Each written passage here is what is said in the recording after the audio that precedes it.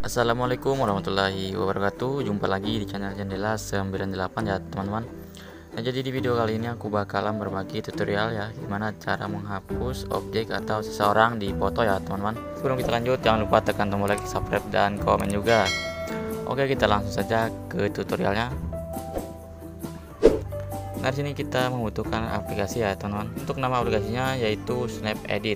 Kalian bisa dapatkan di Play Store atau kalian langsung klik link yang ada di deskripsi nanti ya. Kita langsung buka aja untuk aplikasinya ya teman-teman. Jika sudah masuk di dalam aplikasinya, kalian tinggal klik yang tambahkan foto, lalu izinkan, pilih yang foto, dan masukkan foto yang ingin kalian hilangkan, objek ataupun orang.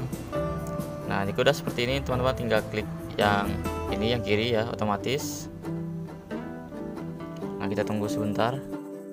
Kemudian teman-teman tinggal klik yang tampilkan semua objek. Nah, di sini ada objek ataupun orang ya teman-teman. Nah, di sini aku pengen hapus orang aja misalkan ya. Nah, kalian tinggal klik seperti ini. Nah, misalkan kayak gitu ya, yang mana yang ingin kalian hapus terserah. Jika sudah, langsung aja klik menghapus. Kemudian teman-teman tinggal simpan foto.